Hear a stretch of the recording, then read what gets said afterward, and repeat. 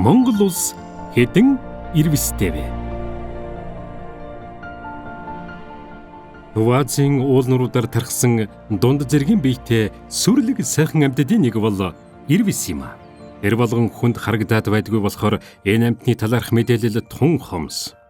Мэдэхгүй нууцлаг зүйл ихтэй тул хэн хүний сонирхлыг өөрөн ирэхгүй татна. Цас дүндэр улсын ханан хясаа хадасга барта саад даган амьдардаг учраас уулын сүр сүлд түүнд шингэжээ. Иймээс нутгийнхан ирвсийг уулын эзэн цагаан өвгөн гих зэргээр авгайлдаг. Ирвэс юуны учир инхүү хүмүүний анхаарал дүртэж сонирхлын татаад байна вэ?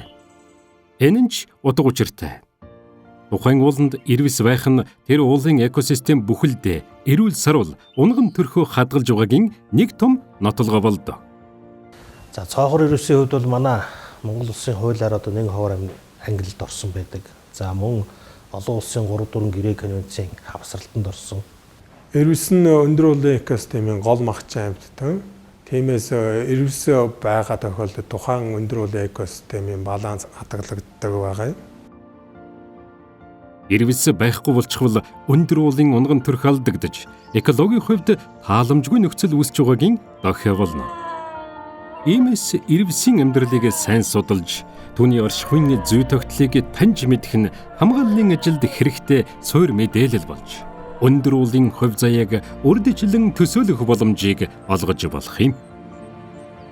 Монгол орны муурын төрлийн хамгийн том амьтан байхгүй. Энэ гоёмсог амьтныг одоо хамгаалах бол зайлшгүй шаардлагатай. За бусад аргал угалдас янгир ямаа за тэнд байгаа бусад биологийн олон янз байдал. За мөн нэг ховор ургамлын оршин тогтнох одоо энэ зохицолтгоо хүртэл одоо энэ цоохор ирвэс гэсэн энэ одоо дээд магчантай одоо уялдаатай явж байгаа. Монгол орны ирвэсийн тоотлогоо тархацыг тогтоох томоохон судалгааг Дэлхийн байгууллага хамгаалсан 2017 он санаачилж мөн санхүүжүүлсэн байгаа. Нөгөө аргал янгир бол нүдэнд харагдаад тэд тичнээ байна гэдэг ингээд гоолчдөг. Ирвэс маань нүдэнд харагдахгүй учраас энэ хээрийн судалгаагаар ирвэсийн амьдралын гол мөрийг явж тогтоох ёстой. Тэгэхээр бид нар өнөөдөр Монгол орны хувьд цоохор ирвэс маань хэдийн хэмжээтэй газар тархацсан юм. Хэр тоо хэмжээтэй байгаа юм, нөөц нь ямар хуу юм, цаашдаа хамгааллын ямар менежмент барих ёстой юм бэ гэдгийг бодох цаг болсон. За үүний тулд шинжилгээ ухааны судалгаа шинжилгээний үндсэн дээр бодиттой дүгнэлтэн дээр үндэслэж бид нар хамгааллын менежментийг авч хэрэгжүүлэх шаардлагатай. Монгол орны ирвэсийн тархас нутгийг наривчлан тогтоох, ирвэсийн тоо толгойг үнэлэх өргөн сар хүрээтэй судалгааны ажлыг Дэлхийн байгаль хамгаалах сангийн Монгол дахь хөтөлбөрийн газар анх санаачилж 2017 оноос зохион байгууллаа. Судалгааны ажилд Монголын ирвэс хамгаалах сан, олон улсын ирвэс хамгаалах сан, Монголын ирвэс төв, тусгай хамгаалалттай газар нутгууд, Монгол улсын их сургууль, шинжлэх ухааны академийн эрдэмтэн судлаачид нутгийн иргэд оролцсон юм. Ирвэсийн улмөрийн судалгааг Монгол орны ирвэс байх магадлалтай 10 аймгийн 406,800 км² нутгийг хамруулж 29 ууланд автомат камерын судалгааг амжилттай хийж дуусгалаа. Ирвэсийн тархацыг наривчлан тогтоох, тоо толгойг үнэлэхдээ судалгааны олон арга хэрэгэлсэн юм. Тухайлбал ирвэсийн улмөрийг олж илрүүлэх, автомат камерын болон тохиолдсон судалгаа, амьдрах орчны загварчлал, үзүүвчилсэн ирвэсийн шилжилт хөдөлгөөний зураглал, нутгийн иргэдээс аман асуулга авах гэх зэрэг олон арга аргачлалын дагуу мэдээлэл бүрдүүлэн ажиллажээ. Асар их тооцоолол судалгаа хийж байж үр дүнг гаргасан учраас шинжлэх ухаанд суурилсан маш чухал өргөн сар хүрээтэй ач холбогдолтой ажил болсон байна. Дэлхийн байгаль хамгаалах сангийн Монгол дахь хөтөлбөрийн газар бол санал санаачлаг гаргаж Монгол орны цоохор ирвэсний одоо тархац нөөцийн судалгааг одоо хийсэн. За энэ дээр одоо зайлшгүй байгаль орчин аялал жуулчлалын яам, Монгол Улсын засгийн газрын төлөвлөлд одоо энэ ажилд бол оролцсон. Олон улсын ирвэс хамгаалах сангийн шинжлэх ухааны багийг авчирч энд бол энэ судалгаанд оролцсон биологчид, тусгай хамгаалалтын газрын мэрэгчлэлтэнгүүдэд энэ судалгааны арга зүйг одоо яаж хийх вэ гэсэн сургалтыг явуулсан. Энэ сургалтынхаа үндсэн дээр бид нар мэдээлэлээ боловсруулах, энэ дээр анализ хийх зэрэг маш олон ийм ажлуудыг хийсэн. Энэхүү судалгаагаар Монгол орны баруун төв хойд бүсийн ойролцоогоор 400 мянган км квадрат талбайг судалсан байгаа. Тухайн талбай том талбайд ирвэсийн уул мөрийг хайрч ирвэс үнэхээр байгаа эсэхийг тогтоосон. Ирвэсийн хээрийн судалгаа хийн гэдэг амаргүй ажил. Ирвэс бол тал хээрийн амьтан биш.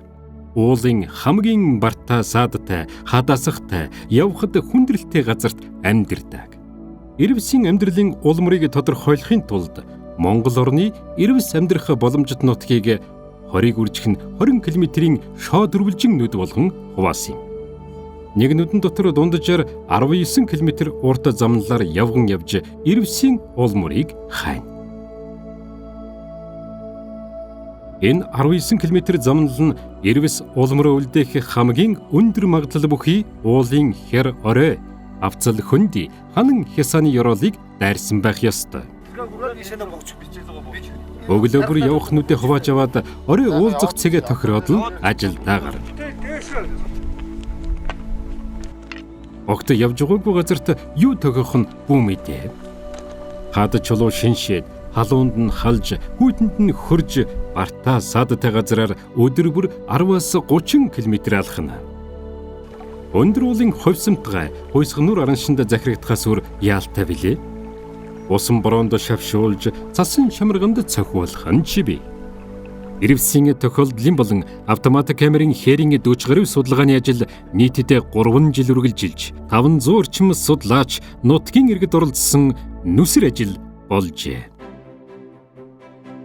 Ирвэс бүхий 12 улсын засгийн газар хоорондын хэлэлцээрийн үр дүнд бий болсон Дэлхийн ирвэс болон түүний амьдрах орчныг хамгаалах хөтөлбөрт дэлхийн хэмжээнд ирвэсийн тоо толгой тархац нутгийг тогтоох ёстой гэсэн томоохон зорилго тавьжээ.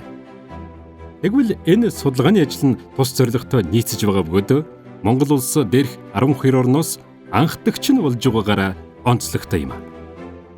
Киргиз, Энэтхэг, Бутан эднэрт хэсэгчилж хийсэн Монгол орны хэмжээгэд бүхэл ингэж нутгаар нь ингэж дамнан хийсэн гэдэг утгаараа бусад орнуудын хувьд энэ судалгаа бол жишг судалгаа олж өгч байгаа гэж ойлгож байна. Ирвэс бол улаан номонд орсон агнахыг хуулиар хоригдсан нэн ховор амьтан. Энэ амьтны бараг харах гэж гадаадын жуулчид олон мянган километр зам туулж Монголд ирдэгч олонх нь хүслэн биелүүлж чаддаггүй. Учир нь ирвэс хүн болгонд харагдаад байдаггүй их нууцлаг амьдралтай. Ирвэсийг олж харна гэдэг өөрөө том аз. Хүний нүдэнд харагддаг. Тэр нь яг байгалийнхаа өнгөтэй адилхан тийм ивэл өнгөтэй. Нөгөө талаас биднээс урд биднийг харчгаад одоо зүгтдэг ийм учраас нүдээр үзсэн тохиолдол одоо манай багт бол байгаагүй. За бусад баг ч гэсэн бас тиймэрхүү байсан байх. Шинжлэх ухааны үндэслэлтэй өргөн сар хүрээг хамарсан энэхүү судалгааны үр дүнд Монгол оронд дунджаар 953 бие гүйцсэн ирвэс амьдарч байгаа нь тодорхой боллоо. Ирвэс нь Төв ба Дундад Азийн нийт 12 оронд тархсан байна. Дайн дэлхийн байгаль хамгаалах сангийн мэдээгээр дэлхийд ойролцоогоор 2710-аас 3386 бие гүйцсэн ирвэс бий.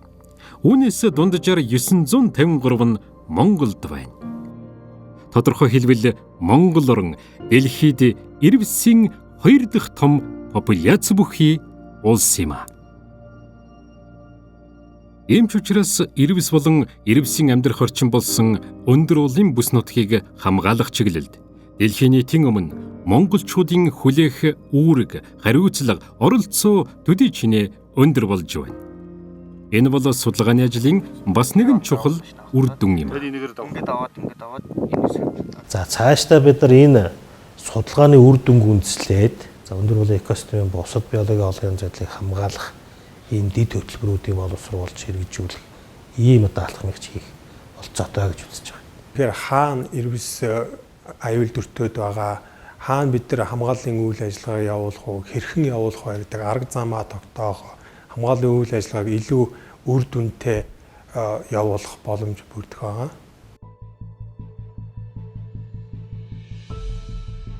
Монголчууд өндөр уулын сүр хүч, гоо үсгэлэнгийн бэлэг тэмдэг болсон энэ амьтныг зуунд хүндэтгэж ирсэн түүхтэй.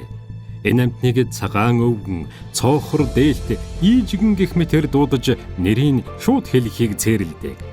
Энэ нь уул усаа шүтэн зөгцөж амьдардаг нүүдэлчин ахуйн зан заншилтай шууд холбоотой юм. Өндөр уулын эзэн Ирвис бол монголчууд бидний бахархалд амьтан улсын маань хаан билээ. Судалгааны ажилд хамтран оролцсон Монголын Ирвис хамгаалгасан Snow Leopard Trust, Монголын Ирвис төв, Монгол Улсын их сургууль, Шинжлэх ухааны академийн ерөнхий ба сорилын биологийн хүрээлэн, байгаль орчин аялал жуулчлалын яамны тусгай хамгаалалттай газар нутгийн удирдлагын газар, түүний харьяа тусгай хамгаалалттай газруудын мэрэгжилтнүүд, байгаль хамгаалагчид, идэвхтэн байгаль хамгаалагчид, нутгийн иргэд болон бодлогоор дэмжсэн Монгол Улсын байгаль орчин аялал жуулчлалын яамд гүн талархал илэрхийлье. 2021 он